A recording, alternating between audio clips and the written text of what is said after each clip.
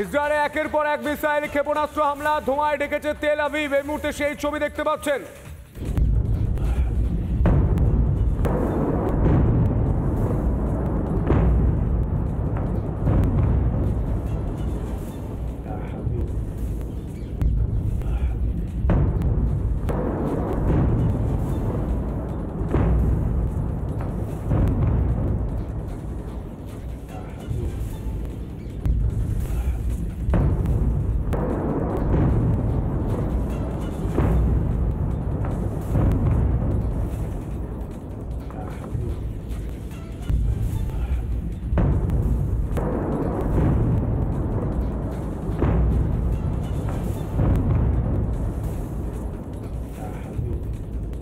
আরো চরমে Iran Israel যুদ্ধ। ইসরায়েলে একের পর এক মিসাইল হামলা, ঝাঁকে ঝাঁকে মিসাইল হানা ইরানের।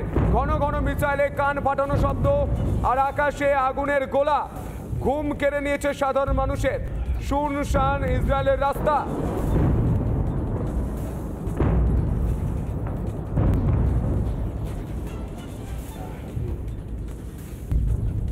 একের পর এক হাসপাতাল, একের পর এক স্কুল টার্গেট করে হামলা চালানো হচ্ছে।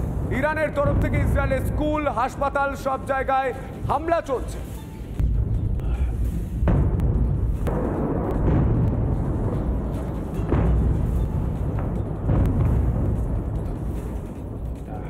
ইসরায়েলের কি ছবি, তেল আভিভের কি ছবি, সেই ভয়ঙ্কর অভিজ্ঞতা শোনাচ্ছেন প্রবাসী ভারতীয় রত্নদীপ চক্রবর্তী। কি ছবি উঠে এসেছে শুনবো, দেখবো।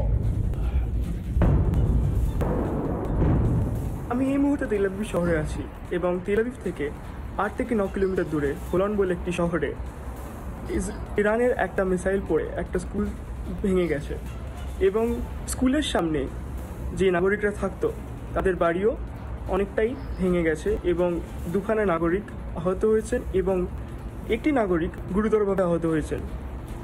আরেকটা মিসাইল যেখানে পড়েছে সেটা হলো সাউথ ইসরায়েলে, যেটা নেগেভ বলে একটা ডেজার্ট এরিয়াতে পড়ে, বেরশেবা শহরে।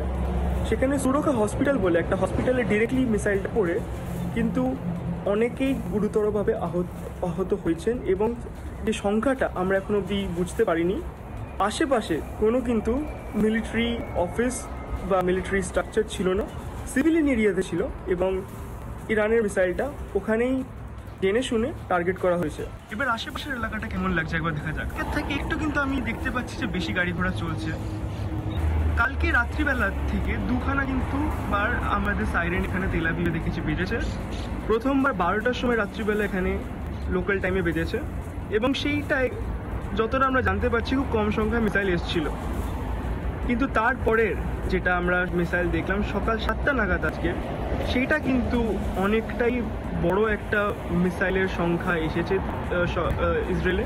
আমি বলবো না যে আগের মতো যেই সময় তেল আভিভ 10টা নাগাদ এখন বাচ্চা যাচ্ছে তেল আভিভে যে সময় ট্রাফিক থাকে, ট্রাফিক জ্যাম হয় অফিসে যাওয়ার জন্য, সেইটা কিন্তু নেই। তবে স্বাভাবিকভাবে এখন না গাড়ি চললেও অনেকটাই কিন্তু কালকের থেকে বলবো যে বেশি গাড়ি চলছে রাস্তার মধ্যে। নানা ধরনের কন্টেন্ট দেখার জন্য লাইক করুন, শেয়ার করুন আমাদের ফেসবুক পেজ, সাবস্ক্রাইব করুন আমাদের ইউটিউব চ্যানেল। পাশাপাশি অন্যান্য ব্রেকিং নিউজের জন্য অবশ্যই চোখ রাখুন রিপাবলিক বাংলায়।